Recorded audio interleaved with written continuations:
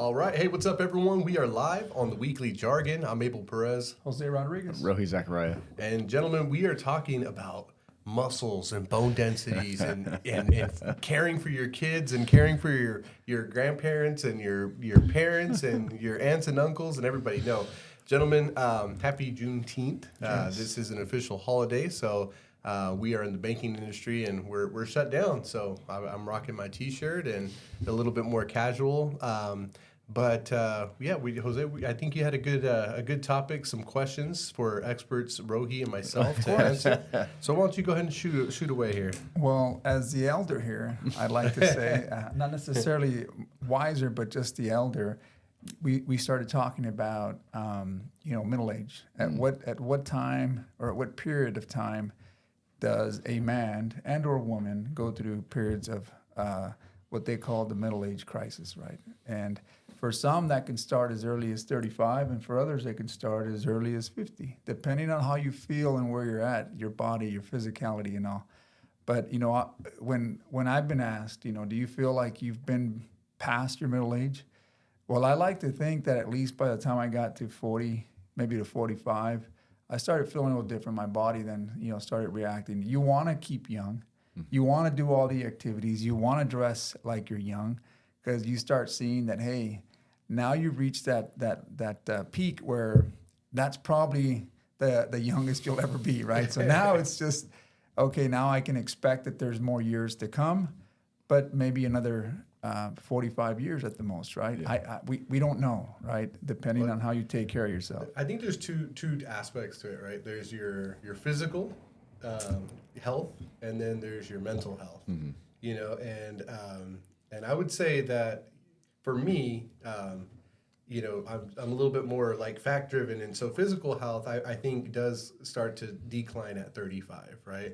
And if you look at our world class athletes, 35 is usually where they start phasing out of their sport because they just can't do the same things that they were doing. They can't recover as fast. Mm-hmm. There's the science behind your body starting to deteriorate at that point is fact, But mentally, man, I'll be 35 in November, and mentally I feel like I'm still almost there to that peak, that prime where life's starting to kind of click and there's kind of this rhythm going on. I'm starting to feel comfortable with, myself and understanding, who I am, what I want to be, all of those things. And that's very satisfying. So I feel like, man, and basically everybody who I talk to, I feel like that 35 to even 50 years old is kind of like that mental peak where it's like, you're probably making the most money you've ever made in your life. You have direction. You know where you're wanting to go. So for me, there's those two different aspects of it. Yeah. What about you, Ronnie? Well, I would agree. I definitely am starting to have the feeling of being older, yeah. Waking up with the aches and pains of getting older, and just being aware that I have to switch gears and I can't put on muscle like I used to. That like you guys, I know you guys are pretty active. You guys play your basketball once a week at least now, right? Yeah.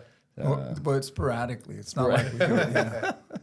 But just like even light activities. You start feeling it. But I agree with that. It's definitely the times that you make your most money. It's the time that you're most focused in where you're going and where you want to go.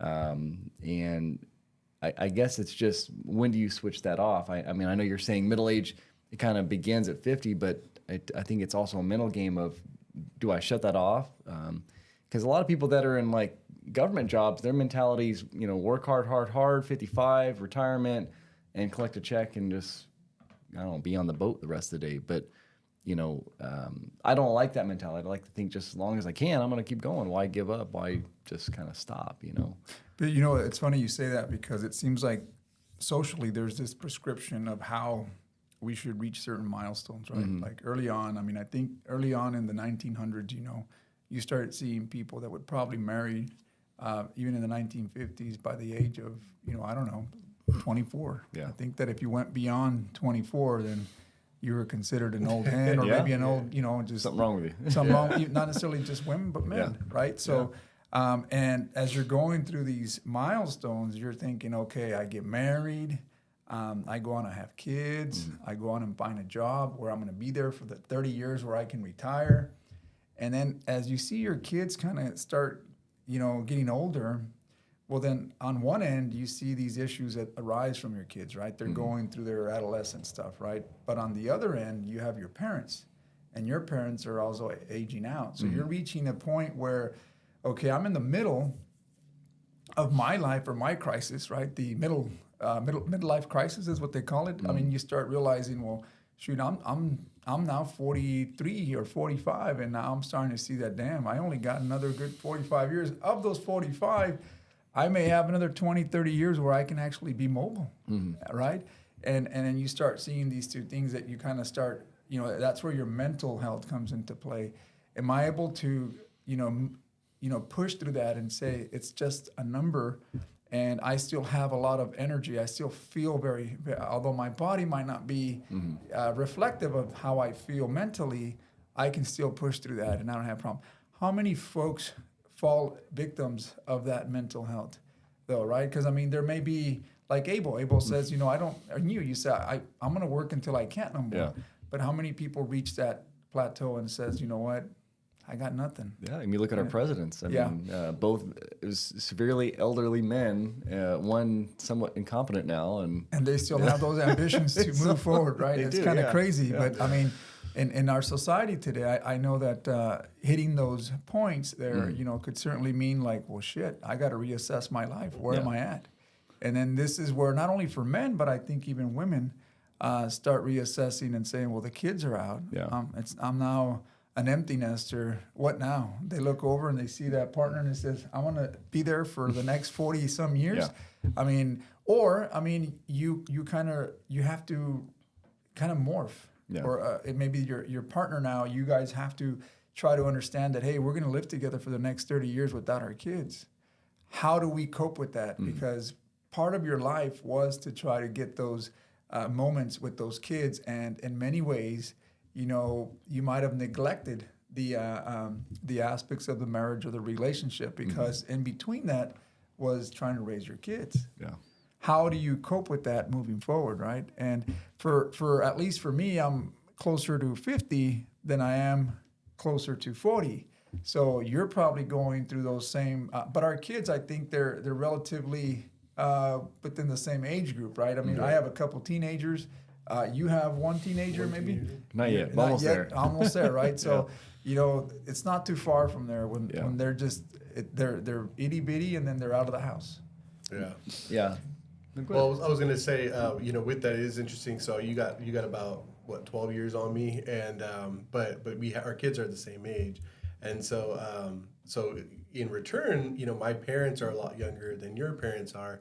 So you're probably feeling that sandwich a lot closer, right? Where you have the kids still living at home that you're having to care for, and then you have mom and dad who are getting up there in age, and their doctor appointments are more frequent, and they're more susceptible to illnesses, things like that, and it'll only get worse with time, right? And that could be in the next couple of years or whatever, while your kids are still there. And God willing, I mean, my parents are young, but I mean, illness could hit you at any time. But I do always feel fortunate for my children that they get to experience their grandparents young and active and able to do things and able to take them on trips and hang out with them, go swimming with them, stuff like that. That is kind of a neat thing, and I kind of think, man, that is very rare. My parents had me at a very young age as well, so my it was like babies having babies sort of thing. But I grew up with my grandparents at my baseball games, and grandparents taking me to the zoos and stuff like that, and so I got to experience that, and it's kind of neat having my kids experience that as well.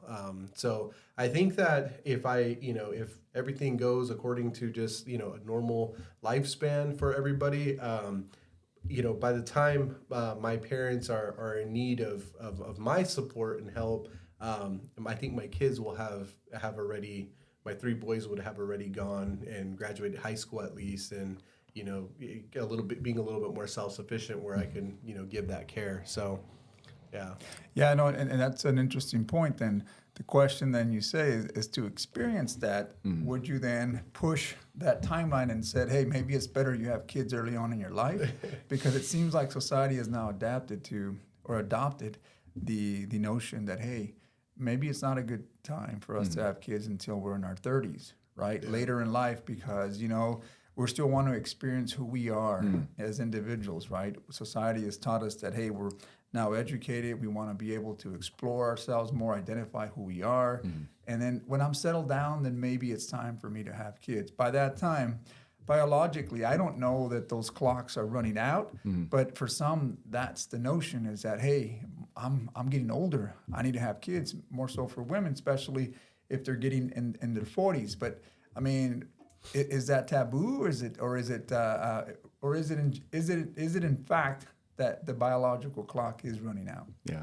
And that's the question, to experience that, to where your kids can see their grandparents early on, possibly out to be a great grandparent, right? And that's very possible in the timeline that you're mine could be. I have a son that's only 16, so who knows if he decides to marry early and have kids early on, then that could be that also can be very, very possible. Yeah. But if they go on to extend and say, you know what, I'm not going to have kids till I'm 30, 35, maybe not. You know? Well, I think some of that you see playing out because, I mean, again, as you start earlier, you're more likely probably to have more kids than some of these people now. They're waiting, like you said, 30, 35. They get the first one out, and they're like, maybe that's enough. Yeah. I got the kid that I thought I needed, and they're not having the 2 and 3 and 4 like you would normally see.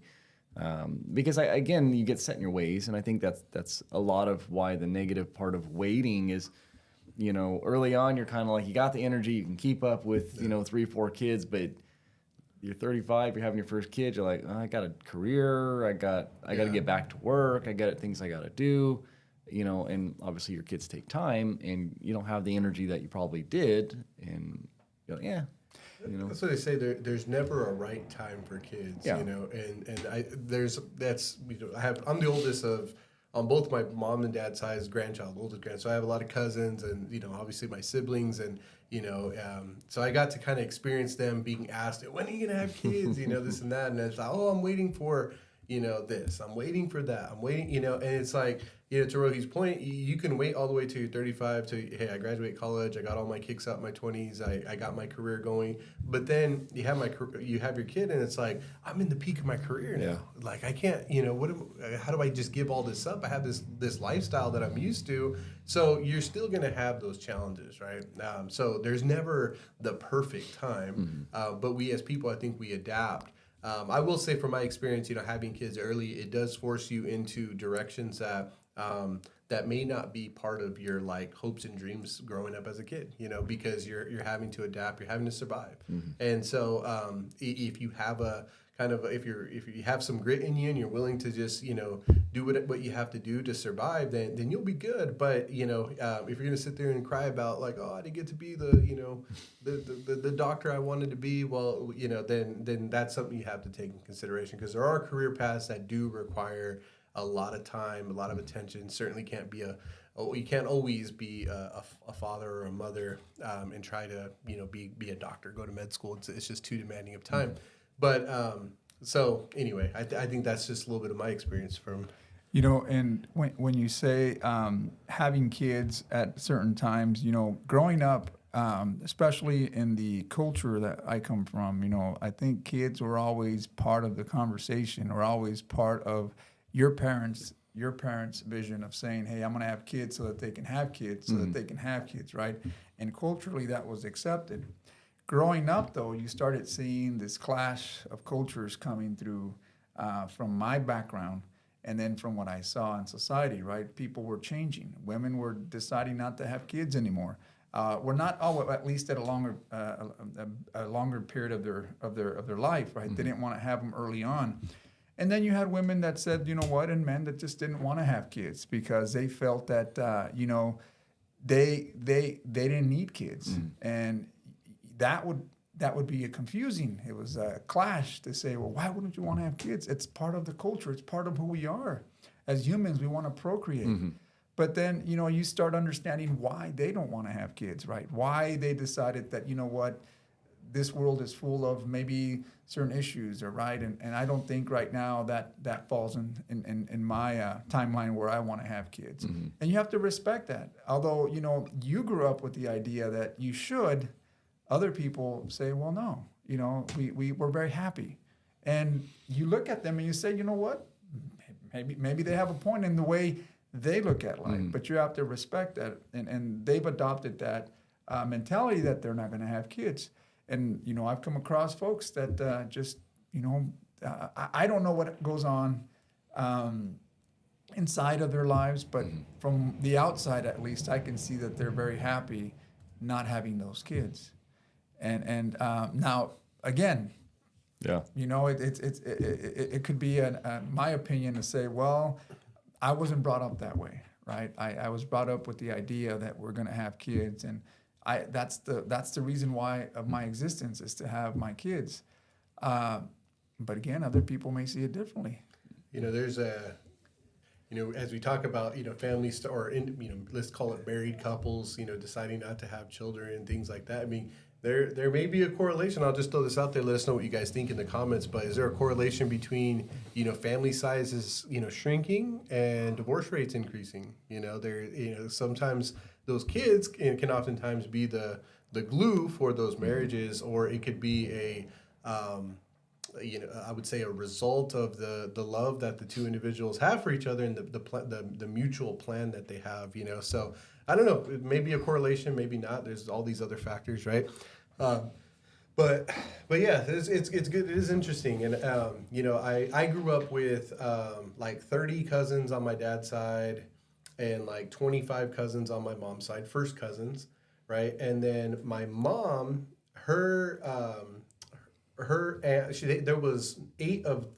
she has 8 aunts and uncles, right? And so they all have they all had about a pool of cousins of about like 30 each, right? And so in Madera, I have over like 100 cousins, right? It's pretty insane. And so almost every weekend there's a party or something, that we could choose to go to. We don't go to everything, of course, but they're available.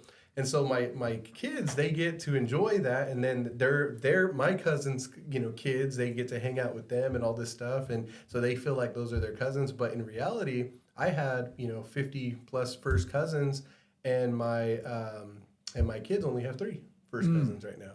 So it is very different. I'm always telling my kids, hey, because my grandparents are alive still, and we still party at their house and everything, and I say, hey, enjoy this now, man, because not everybody gets this, it's kind of weird just to have a regular barbecue and there's like 80 people there.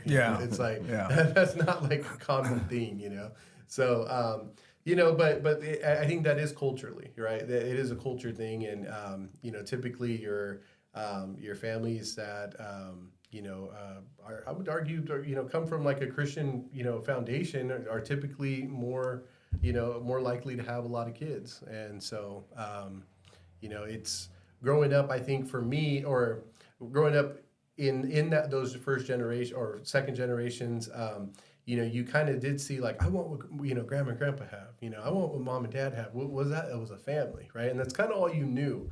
And I used to hear like, oh, well, those are the type of conversations that the rich people are having, right? Well, that was your college conversations, your political conversations. They're talking about what's happening in the outside world. And I think, credit to like social media and internet and stuff like that today, it shrinks, it makes the world a lot smaller, gives people access to things where you're like, wait a minute, wow, I could do these things, I could be part of this. And I think people are actually starting to pursue those. I'm not hating on that. I mean, that's pretty neat, and because of that, I think like this year alone, I've been to more college graduation parties than I have ever in my life, just because my circle of people or my family members, they're becoming college educated, and they're pursuing further education, and in hopes of a better career, a better career path. But in as a result, you see smaller families. Would you agree with that, Roy? That you start seeing more families kind of they're starting to shrink that family size in comparison? Yeah, I mean, and again, I think it's the me mentality a lot that takes over now. That you realize how much maybe like some of your family members see, well, geez, how much does it cost to raise 3-4 kids? And well, that's a vacation every week that we can go on as a couple and not have to worry about. And I mean, you see that. I mean, we've had families that are like that where, you know, they've taken it upon themselves, like you said, I want to enjoy us. And then the side effect is that, well, we can work less, you know, because we don't really need all this extra money. We're good. So I see it as a real, you know, negative effect maybe later in life, especially because it doesn't give you purpose. It's like, well, what are we really working for, and why are we here? And okay, we've accumulated money for what? You know, we've got everything we need. I mean, I guess it's a good mental status, you know, to be able to think like I don't really need things, but I think it does slow society. I think it does make us to where we're getting down below that, you know, 2 kids that we should have to kind of keep the numbers here in the United States, where we're going to get down to 1 kid per family and understand that it's going to shrink our population, and that's going to be a negative thing. You know, it's funny you say that, because when I think of those couples that say, you know, we can do more and explore more and go out and do more, I'd be lying to you if I didn't tell you, man, I wonder how that is. Because meanwhile, while you're living in your world with your kids, and you're, like you said, you know, you're having to think, well, I got to make this much money, or I got to put aside this much money for my kids. There's a part of me that says, what if I didn't have any kids? Would I be doing the same thing? Would I be enjoying that part of life, you know? And you wonder and ask yourself if in fact that would be a better state for you, or if they too would be saying, man, I'm missing the fact that I have no kids now. I'm coming to realize that maybe, you know, I'm missing something in my life, that purpose there. And again, I'm only speaking for myself. I can't say that's how they feel, but you wonder and think that while your life is busy and all this chaos going on, trying to make sure you balance everything out, not only your marriage, but you also have your kids, and you're reaching that midlife crisis, are you starting to say mentally, shit, man, this is a lot on me, man. I'm really starting to feel the strain of all these social pressures. Would I be better off out here not having kids and living the life of these friends that come over and they're always telling me they're at Costa Rica, they're in Hawaii, and how they're having fun? You know, so it leads you to believe that, hey, that life there is actually pretty darn good. You know, about a year ago, we had this money buy happiness, you know, and that's what I think about when I, you know, the Costa Rica trip, all these, you know, going, you know, seeing the world, and you know, those are great moments. I'm sure they are. I haven't got to experience many of those, you know, abroad trips, and but I there a lot of those people go lonely. They make movies and you can watch them all day during Christmas time. You know, the rich people, you know, the rich person, man or woman, you know, all falling in love with the small town person because, you know, it's just, there's something about that family or communal love that we as humans, I think, just naturally desire. And, you know, and yeah, you can go get your kicks, but man, I'll tell you, oftentimes my wife and I, you know, we went camping this week and we took obviously the family and the dogs and everybody, you know, my wife's like, oh, it would be nice to come, like just me and you and enjoy this, you know, and that's a reasonable trip. But one thing we said is as soon as we do that, we're going to be saying, man, well, I wish the kids were here. Right. Because they're just, I mean, they're part of you. They're part of you. And you crave their satisfaction, whatever satisfies them, the smiles on their face, the experiences that they have. As a parent, you start to crave that, and you want that for them, and you will do anything to help them, you know, achieve those little milestones in life or those little experiences, you know. So it's certainly a different level, and so. You know, but yeah, I mean, you see it on the Hallmark Channel and Lifetime channels all the time. It's like, you know, it's not always cracked up what it's, you know, or it's not always what it's cracked up to be, as far as, you know, that single bachelor life, and you know, you got a closet full of suits and all your, you know, shoes and everything like that. So, yeah. But I think they do a good job of trying to poke at your, you know, your. That desirability, that desire of you saying, man, what if that was me, right? And that's what Hollywood does. You know, it puts you in these shoes up here. You know, you start thinking, man, I love that movie because I can relate to that, or I can try to imagine that that's me. And I think that's why we enjoy movies, is because you're always caught up in that moment, like, and that's where the suspense comes in, or like, damn, what would I do? What would I do? And then you put yourself in that, and that's they're able to extract that from you so that you feel that wow, that excitement, right? But truthfully, kind of to your point is, when we travel and we go anywhere, it's like, you can't just think of I can't be, it's hard not to be selfish and just think of myself and my wife and not including my kids, because to your point is, we live for that. I mean, I think culturally, I think that we got brought up like that. I mean, you have to find balance in that too, because at some point they may not want to be, they may not have the same excitement you have when you're asking them to come over and they're like 17, 18. They're like, Dad, I want to be with my friends. You know, you now start realizing that, shit, you know, here we are investing all this time to make sure we can bring some type of satisfaction and sense of purpose to you. And now you don't want to be with us. And now you turn to your partner and say, did we screw up? Yeah. Did we not invest that time in trying to, you know, rekindle or reconnect and make sure that we too have a longevity in our relationship? And I think this is where people start realizing that they've reached this point in life where they say, okay, what's next? And some people, at least you see it because you see the divorce rates go up really, really high, because now they've reached a certain point in their life where they're, well, no one's there to care for me. I have to deal with this other person. And, you know, I have other priorities that I never finished.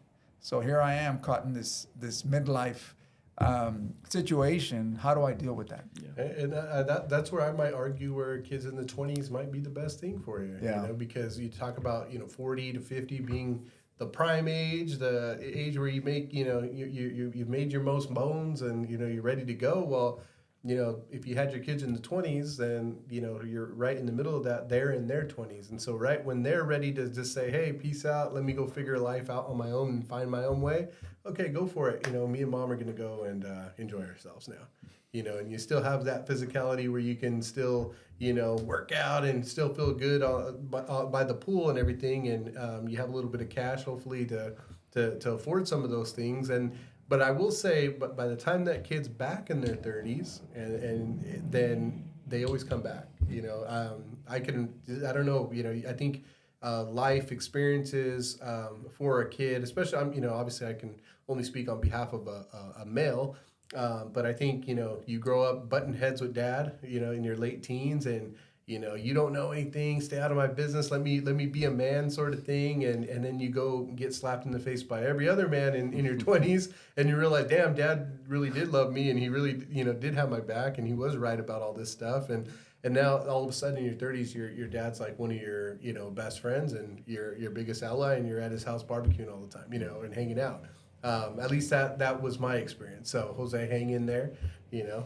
No, I think you're right. You're right, and it'll come around. And that certainly was the case with me. You know, as I was hitting my 18th birthday, I knew that, you know, I needed to do something outside of high school. You know, and I already had planned that I want out. You know, I don't want to be here. I don't want to be under the same roof. I can't. You know, there's 4 other siblings, and sometimes we're at each other's throat. I go, this is too chaotic for me. I need to see what's out there outside of this little. You know, I call it, we were a functional family, but sometimes we were just dysfunctional. There's a lot of stuff going on. So going out and experiencing the world, I didn't really find like this sense of balance for me. I felt, well, shit, I grew up with this, and I always reverted back to that as I started getting older and more mature.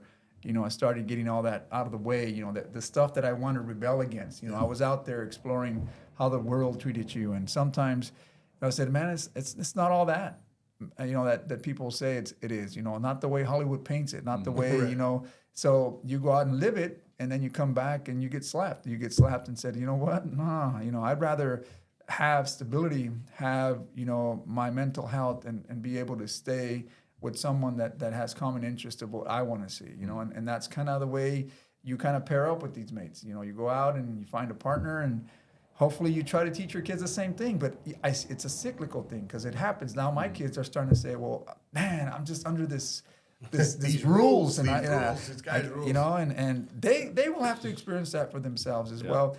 And you try to, I think through the generations, you try to explain it so that they at least understand it. But the way I see it is it's going through one ear and out the other because they already know it's coming from dad. Now, I've caught my son listening to the same advice that I give him from someone else, and they're more receptive to take that. But when it's me, it's like, dude, I'm trying to make it easy for you. Why don't you listen? I don't want to hear from you. You know, but at the end, they'll come back, like you said. They'll hit a certain age or a certain point in their lives that says, you know what?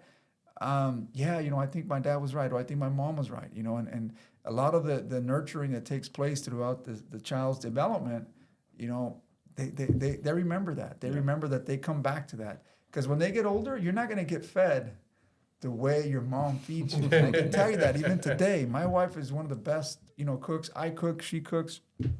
But there's nothing like going home to my mom, and she's got something there for me that just, I don't know, it's just something that I have this emotional attachment where, like, I eat that, I feel discomfort, like, damn, it's still good well, food. it's those childhood memories. It's like when you hear a jingle or something, it takes you back to your kid, or a smell that mom's cooking that takes you back to when you were a kid, and you just It's like Ratatouille. Remember that? Remember that movie? Exactly.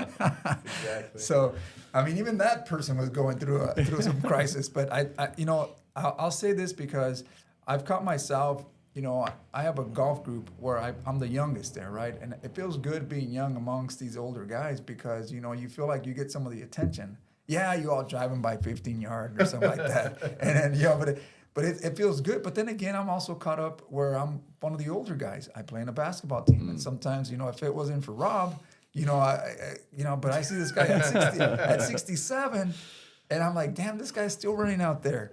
I mean, how could I not play? Right. So, but I am one of the older, and I see the younger kids just running and running. And just yesterday, we were at a get together, and somebody was celebrating their 39th birthday. Honestly, I felt like I was one of the older guys there. You know, I was listening to the conversations, and I go, man, I remember that. I didn't feel like I was out of place. It just felt like, man, I mean, hopefully all these guys, you know, they find balance in their lives and they'll reach a point where you'll start seeing that, again, you know, your muscle loss or maybe hair loss or something that you'll say, you know what, or you're putting up some weight that you need to feel like, you know, I was listening to conversations about weight training and doing this and doing that. And I go, just to try to keep yourself that younger feeling. Yeah. And I know that it's not just males that go through that. But I know females go through that as well because everybody's trying to pursue this image of where we should be with these milestones. At 50, I should be looking something like this.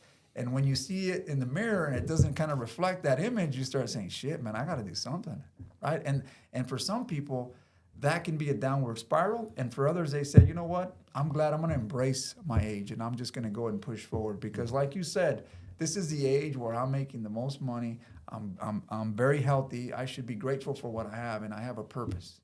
But for others, that's not the case.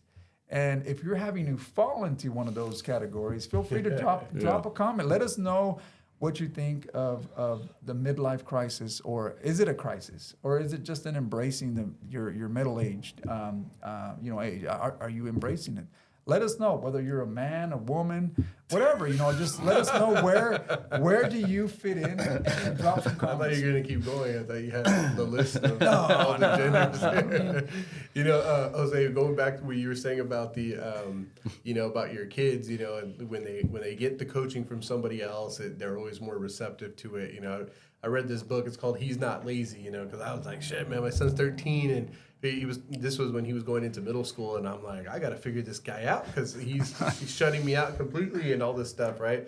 The book was pretty good, and one thing one of my big takeaways was these young guys, they're trying to impress us, right? And they sometimes they'll seek other information from elsewhere because they want to bring that back to you, right? And so you might notice like the kids they'll say, or the teens will say, hey, Dad, did you know this? You know, or even at a young age, you might say, hey, did you know blah, blah, blah? And before I would, yeah, boom, boom, boom, give them the, throw up on them. And when I think about those times that I did that, I think, man, yeah, it got real quiet after that, right? It kind of killed the conversation. It didn't really go anywhere, right? Because then you're intimidating them, right? And then they feel like, fuck, I'm not smart enough, you know, or, oh, man, I didn't bring anything to the table. He already knew that.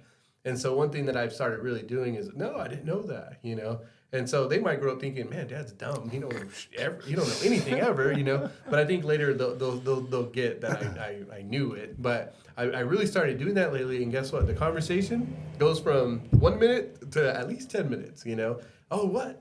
How did that happen? You know, just start asking questions, and you can really see their enthusiasm with that conversation. So, tip for all the dads out there. Now, Rohi, how old is your son?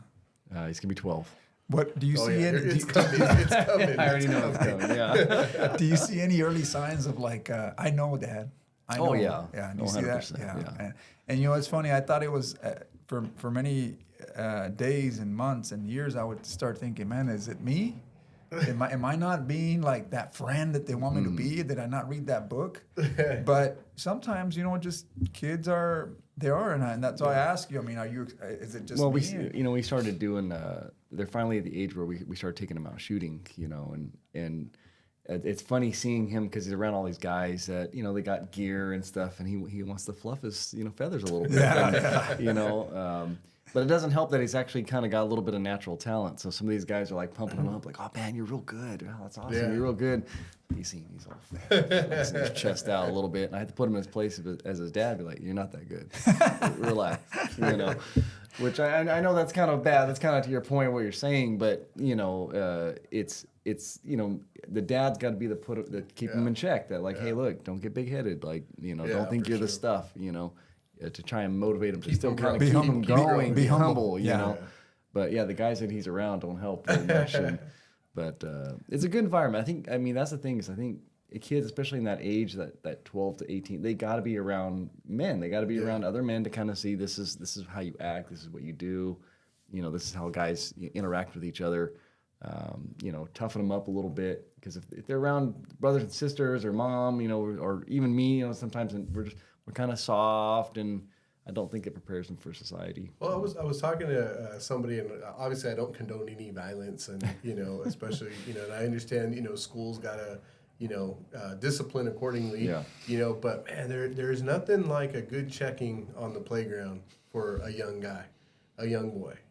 That's where you really learn like, oh, I can't call people that. I can't just say things like that. Yeah. I can't just go and call his sister that or whatever the case may be. And by nature, I think, like you said, when you congregate around, people like that, that's where you really get to learn like, oh shoot, he didn't like that. I got punched right now, And so sometimes those little old whippings by your friends or people you're surrounded by, they really kind of shape you up sometimes. So. Well, I've said that a lot, that I think if society allowed a certain amount, almost like the hockey mentality of like, let them duke it out for a minute. It's got to be fair. You got 1 minute, go. Yeah, it's not a 3-on-1, but it's a fair of you and I, we want to square off. Okay.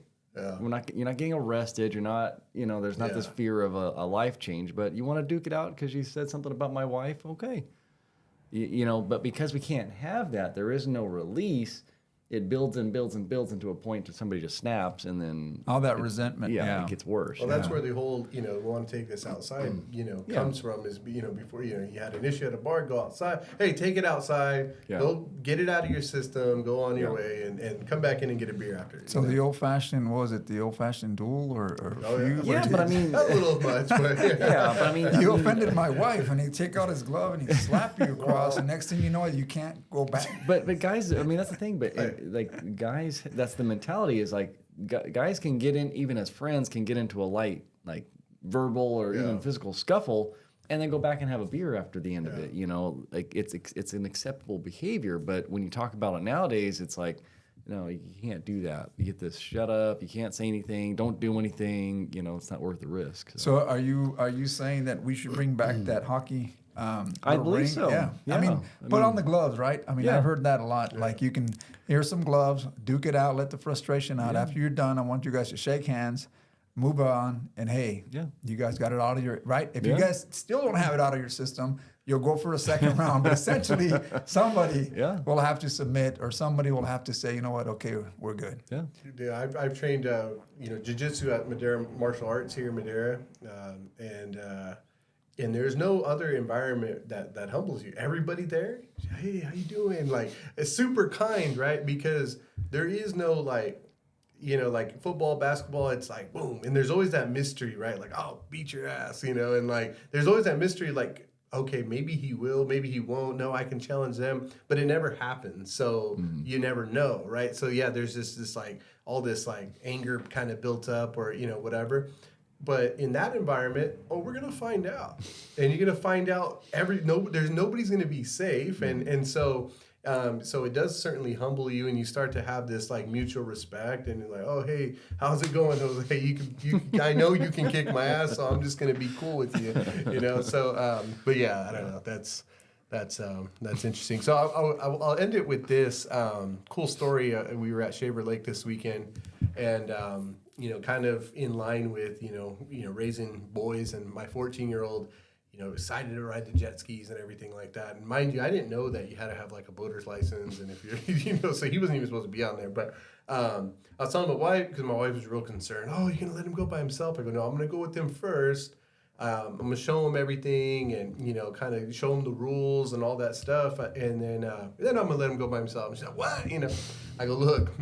He's gonna go by himself when we're not around, like he's gonna come to the lake one day with his friends, and I'd rather him know, how to do things, because I know I taught him, than him just kind of go freestyle and then like just not know and hurt himself, right?